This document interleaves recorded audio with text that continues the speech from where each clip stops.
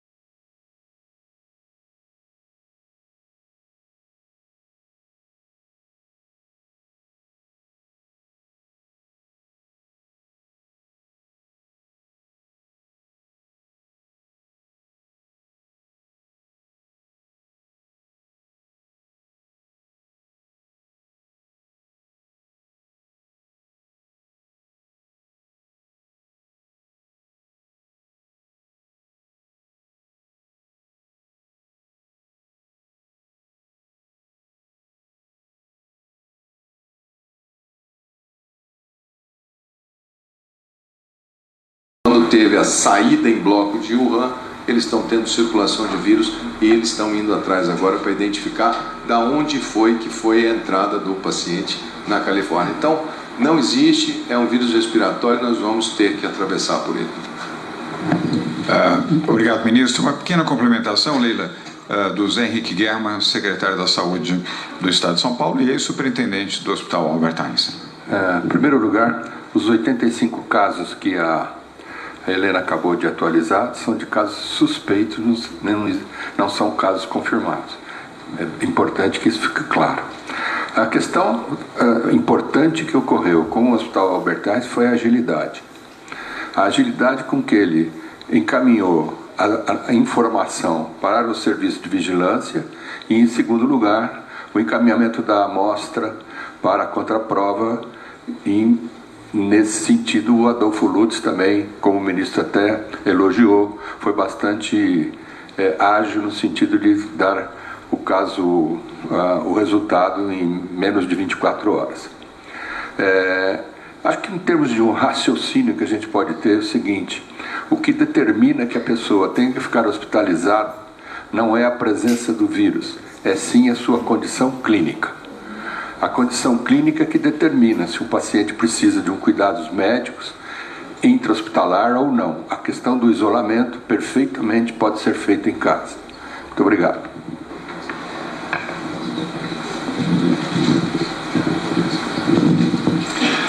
Obrigado, secretário Guerma. O próximo veículo é o SBT, jornalista Fábio Diamante. Fábio, obrigado pela presença. Boa tarde. Sua pergunta, por favor. Boa tarde. A minha pergunta, eu queria falar sobre os 85 casos suspeitos. Ontem, na entrevista coletiva, a doutora Helena explicou que as pessoas que tiveram contato com a pessoa que foi infectada, elas estavam sendo monitoradas, mas que elas estavam todas assintomáticas. Esses casos suspeitos, existem pessoas que tiveram contato com essa única pessoa que de fato contraiu o vírus, especialmente 2 crianças que tiveram contato no final de semana, no almoço de família? Doutora Helena. Alô? Sim, dentro desses 85 casos suspeitos, temos sim 2 comunicantes do caso inicial. Mas o mais importante ressaltarmos que todos estão muito bem, certo? E estão em acompanhamento domiciliar.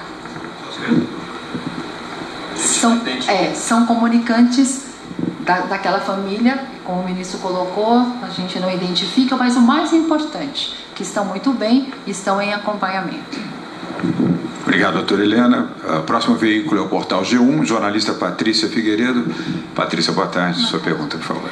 Boa tarde. Eu gostaria de verificar de novo a questão dos números. A gente ontem teve uma coletiva da Secretaria Estadual de Saúde que eram 34 pessoas monitoradas aqui em São Paulo. No entanto, foi dito que haviam contactantes em outros estados, pessoas que tiveram contato com o caso inicial em outros estados, mas que só o governo federal poderia revelar quantas pessoas eram monitoradas. Aqui em São Paulo são 34 monitoradas. Queria atualizar esse número de 34 e verificar quantas são monitoradas no Brasil também. Os números brasileiros estão agora no boletim epidemiológico das 16 horas, que eu não vi, porque eles fecham, eu estava em trânsito para cá. Mas já está na página, provavelmente, do Ministério da Saúde, o painel nacional com todos os casos por estado. Mas eu não os tenho aqui, não vim para essa reunião com esse boletim. Ele deve estar... Foi hoje o João Gabardo que está em Brasília, porque é centralizado lá a publicação do boletim epidemiológico.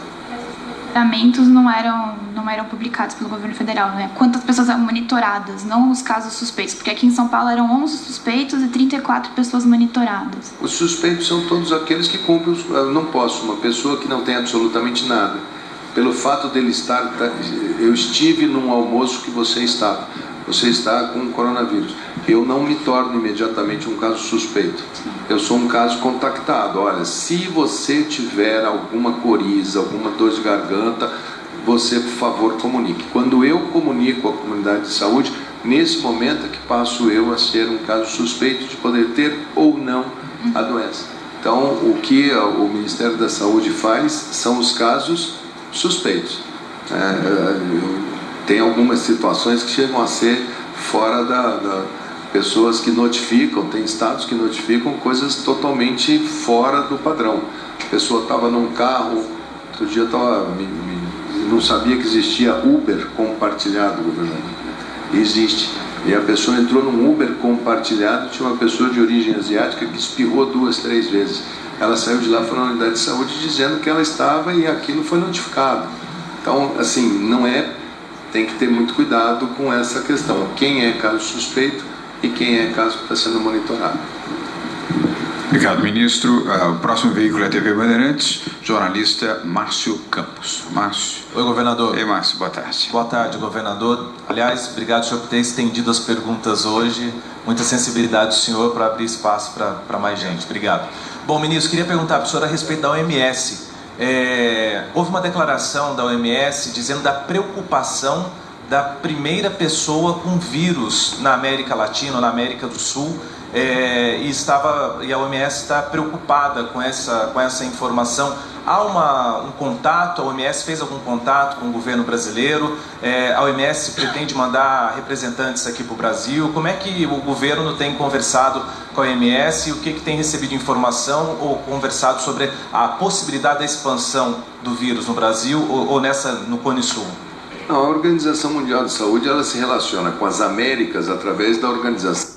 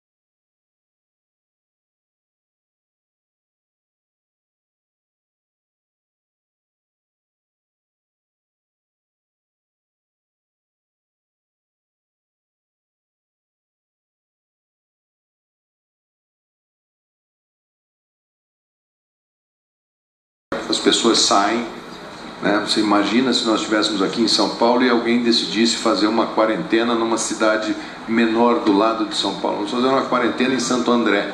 Você tem um número enorme de pessoas daqui que sairiam e aí você rapidamente teria uma dispersão. Então acho que a Organização Mundial de Saúde, ela vai ter que se reunir num determinado momento e colocar essa questão como uma pandemia. Olha, isso está em 5 continentes, tem circulação sustentável, é uma síndrome respiratória, o número de casos vai subir porque nós não temos imunidade, vamos estudar mais esse vírus, vamos nos concentrar nas 3 medidas que são eficazes. Primeira, termos testes rápidos à disposição dos ambulatórios. Segunda, procurarmos um retroviral, que é um medicamento, igual quando na H1N1 nós tínhamos o Tamiflu, que era o nome comercial, né, doutor Davi? Oseltamivir, né? Nós tínhamos um medicamento que nós no corona não temos. E vamos objetivar uma vacina. A guerra da humanidade com o vírus sempre foi vencida com vacina. A maior conquista da humanidade do século XX foram as vacinas. Nós erradicamos doenças que mataram milhões de pessoas. Infelizmente ontem em São Paulo nós perdemos mais uma criança para o sarampo. Uma vacina que está disponibilizada, que está em todas as unidades de saúde. Uma criança de 1 ano e 3 meses sem história de nenhuma vacinação. Então, é muito importante, eu acho muito importante que a gente converse, dialogue muito sobre o coronavírus, mas nós temos algumas situações no nosso dia a dia que esse transe de coronavírus às vezes nos tira do foco do que nós devemos focar. Nós temos aí sarampo, nós temos dengue, nós temos febre amarela descendo no corredor ecológico de Santa Catarina, Paraná, Rio Grande do Sul, Nós temos difteria aqui na Venezuela. Venezuela perdeu, acabou, caiu, foi arrasado o sistema de saúde. Eles não investigam nem casos de pólio. A gente tem procurado ajudar, mandado vacina, vacinando áreas de fronteira. Então, a Organização Mundial de Saúde vai chegar um momento que ela vai ter que sentar e colocar as coisas nos seus devidos lugares. Né? Assim, o fato de termos um vírus, nós somos o primeiro país tropical a poder fazer isso. Agora, entrou aonde? Entrou na cidade de São Paulo, vigilância forte. O paciente saiu, nós sempre soubemos que os primeiros pacientes iriam para a rede privada, que são as pessoas que têm condição financeira ou para estar fazendo turismo, para estar fazendo comércio fora do Brasil. Foi para um hospital de primeira linha mundial, teve um atendimento dentro de padrão perfeito, teve uma rodada de exame perfeita, reconfirmado pelo Adolfo Lutz, que é um dos nossos melhores laboratórios de saúde pública do Brasil, equiparado em nível A. Quer dizer, isso é um sistema de saúde que dá uma resposta muito forte. Agora, não vamos perder o foco de muitas situações que já estão na nossa mão para a gente fazer e que a gente deveria estar fazendo melhor para a gente evitar mortes perfeitamente evitáveis. Eu fico imaginando esse pessoal do movimento anti-vacina, o dia que sair uma vacina para esse coronavírus, se eles vão abrir mão de se vacinar e se vão ficar em casa. Obrigado, ministro. Márcio, muito obrigado pela pergunta. O próximo veículo é a Rádio Jovem Pan, Letícia Santini. Letícia, boa tarde. Sua pergunta, boa tarde, por favor. Governador. Ministro, aproveitando a deixa, a minha pergunta é exatamente sobre a vacina. Queria que o senhor desse mais detalhes. Ela já está no desenvolvimento? Como que está o processo dessa vacina específica para o coronavírus? E tirando uma dúvida que surgiu aqui, essa campanha de vacinação ela é nacional, né? Em âmbito nacional. Sim, a campanha em âmbito nacional, como nos anos anteriores, a gente deve começar por gestantes, crianças até 6 anos e puérperas. Depois vem os idosos, que são acima de 60 anos, e por último vem aquelas determinadas situações de ampliação de vacinas. Quanto ao desenvolvimento de vacina, tem alguma coisa publicada, mas eu vou pedir para o doutor Davi, que ele pode lhe informar melhor. Nós temos movimentos recordes do ponto de vista de vacina. O doutor Anthony Fauci, que é o dirigente maior do NIH americano, anunciou que as vacinas elas estarão disponíveis para testes clínicos em 3 meses. Agora, o teste clínico objetiva 2 situações. Primeiro, a segurança da vacina. E o segundo, o poder de produção de anticorpos dessa vacina. Isto leva tempo. São indivíduos, são voluntários que serão comparados para saber se ela é protetora e se ela é segura. Não devemos ter vacinas específicas anti-coronavírus nos próximos meses. Vai demorar um pouquinho mais. Obrigado, doutor Davi. Letícia, obrigado. O próximo veículo é a CNN, com a Débora Freitas. Débora, aqui à sua direita. Boa tarde. Sua pergunta, por favor. Boa tarde. Sucesso à CNN. Muito obrigada, governador. Desculpe, ministro, eu ainda fiquei com dúvida em relação à campanha. A antecipação para o dia 23, ela é nacional? Perfeito. Sim, nacional por estágios, né? Primeiro, crianças até 6 anos, gestantes e puérperas. Quando a gente dá um prazo, aí chega a hora que a gente chama idosos. Porque se a gente chamar todo mundo ao mesmo tempo, você faz uma hiperpressão no sistema e causa filas. Aí vem o segundo prazo, idosos. Quando terminamos os idosos, aí vamos para outras categorias. No ano passado fizemos algumas partes de segurança, fizemos educação. Esse ano vamos ver se a gente consegue ampliar para outras áreas. Obrigada, ficou claro. Agora eu gostaria de fazer uma pergunta para o doutor Davi. O senhor disse que o PS, o pronto-socorro, não é o local para procurar quem tem sintomas. Aonde a pessoa deve ir se tiver com sintomas e, enfim, quiser investigar se tem algum problema? Atenção primária, municipal. BS? Não, aí tem um problema sério, porque tem uma sigla, desculpe, tem um montão de sigla, UBS, AMA, AME, mas é atenção primária, Programa da Família e os UBSs. Se tiver complicado, quem vai encaminhar é a unidade de atendimento primário. Débora, obrigado. Obrigado, doutor Davi Ripp. O próximo veículo é o Jornal Estado de São Paulo, Agência Estado, Gilberto Amêndola. Gilberto, boa tarde. Boa tarde. Existe alguma ação por parte do Ministério da Saúde ou do Governo do Estado em relação aos aeroportos, entrada e saída de turistas, enfim? As ações que são feitas pela Anvisa, que é a Agência Nacional de Vigilância, que tem a função de portos e aeroportos. Ela trabalha primeiro com rede de informações que são circuladas em vários idiomas dentro do ambiente de aeroporto. Ela trabalha com localização de passageiros e mapeamento. O que a gente está querendo ampliar agora é o uso de aplicativo para que a pessoa, ao descer do voo, ela no aplicativo, ela coloque seu telefone, seu nome, número do voo, número da cadeira, e ali ela saiba toda a rede e ali ela digite se ela tem algum sintoma de febre, de dor de garganta, de ouvido, e ao digitar imediatamente aquilo já vai para a Vigilância em Saúde. Mas a Anvisa é quem trabalha portos e aeroportos e está fazendo esse trabalho dentro dos nossos terminais. Obrigado, ministro. Obrigado, Gilberto. Próximo veículo é a TV Globo, Globo News, jornalista Malu Maza. Malu, boa tarde. Boa tarde, eu queria esclarecer uma dúvida, na verdade, ministro. Aqui em São Paulo a gente tem 34 pessoas que estão sendo monitoradas que tiveram contato com esse doente. Mas há pessoas de outros estados que também tiveram contato ali com ele, que eu queria saber como está sendo feito o monitoramento, se há um monitoramento dessas pessoas também para evitar uma eventual propagação do vírus.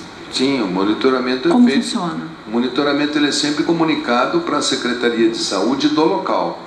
Então vamos supor, esse paciente pode ser que ele esteja, eu não conheço especificamente o caso, mas vamos supor que seja avião, vamos supor que eu estava no avião, poltrona da frente ou ao lado, cheguei em São Paulo, mas peguei uma conexão, fui para Pernambuco. Quando a gente localiza, a gente comunica a Pernambuco, que comunica a esta pessoa, olha, você estava num voo que tinha uma pessoa que foi testada positivo na poltrona tal, então você passa a ser monitorado.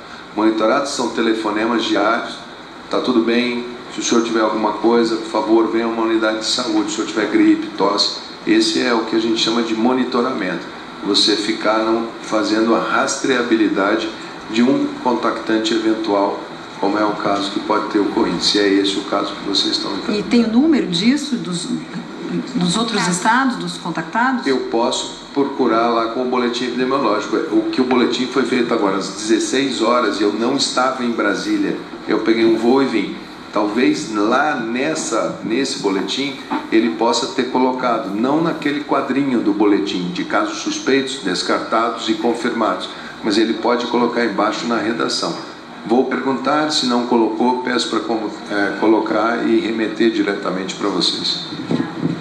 Obrigado, Malu. Obrigado, ministro. O penúltimo veículo, que é o 11º, é a Rádio Itatiaia, de Minas Gerais, de Belo Horizonte. Jornalista Paula Rangel. Paula, onde você está? Boa tarde, sua pergunta. Boa tarde, governador.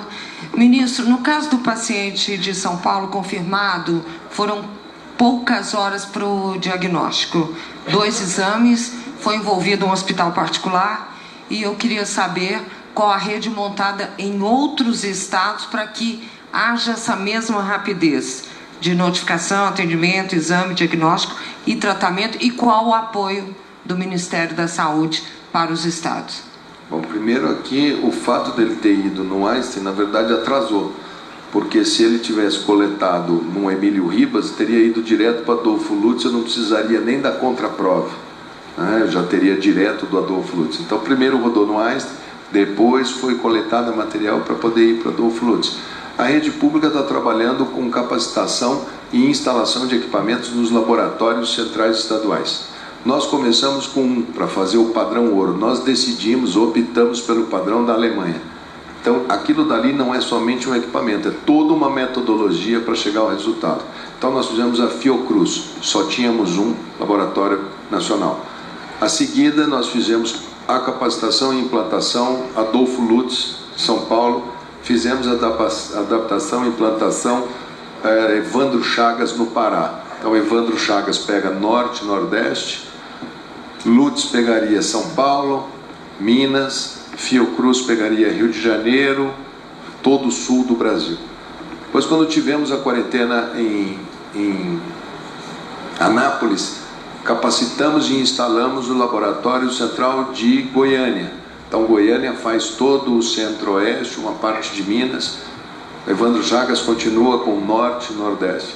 Agora estamos nos preparando para fazer implantação, capacitação do Laboratório Minas, do Laboratório Rio Grande do Sul, para irmos gradativamente montando o padrão de qualidade que a gente precisa ter para não termos o risco de dar um falso positivo ou um falso negativo. Esse é um exame de muita precisão que a gente precisa fazer com muita qualidade a sua implantação.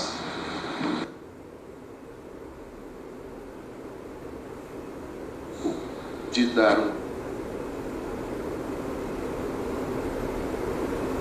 Agora, Ana Leão, do jornal O Globo. Ana, onde você está? Ana, boa tarde. Sua pergunta, por favor. Eu queria entender um pouquinho melhor essa questão dos exames. Não é só, então, o Adolfo Lutz que está preparado para fazer o PCR em tempo real. Esses outros centros espalhados pelo Brasil também poderão fazer? Sim, desde o início. Adolfo Lutz foi... primeiro nosso foi a Fiocruz. Depois fizemos Adolfo Lutz e Evandro Chagas. Depois fizemos Goiânia. O padrão adotado pelo Einstein, por iniciativa do Einstein, da iniciativa privada do Einstein, ele montou o seu padrão de virologia e adotou o mesmo padrão alemão de qualidade, sintonizado com o nosso do Ministério da Saúde. Nós fizemos a contraprova porque é nosso protocolo fazer. Poderia ser mas bateu igual, porque o nível de implantação, rotina e qualidade foi o mesmo. Tanto que quando o Einstein nos notifica, nós já partimos naquele momento, mandamos pro Lutz para cumprir o nosso protocolo, mas já sabíamos que o padrão de qualidade, porque já sabíamos do padrão de qualidade, era o mesmo padrão adotado do Ministério da Saúde, foi adotado pelo Albert Einstein. Tem alguns lugares que fazem na iniciativa privada, mas não no mesmo padrão do que a gente adotou. Então, por conta disso, se começa alguém amanhã chegar e falar assim, eu estou fazendo o exame, eu comprei um kit da China, não sei, adotei um do Vietnã, que você não sabe o padrão de qualidade, a gente faz por conta disso, sem saber, a gente faz a contraprova. Não é o caso do Einstein, a gente fez para manter o protocolo, porque o padrão de qualidade dele é o mesmo que a gente adotou da Alemanha. Tá certo, obrigada.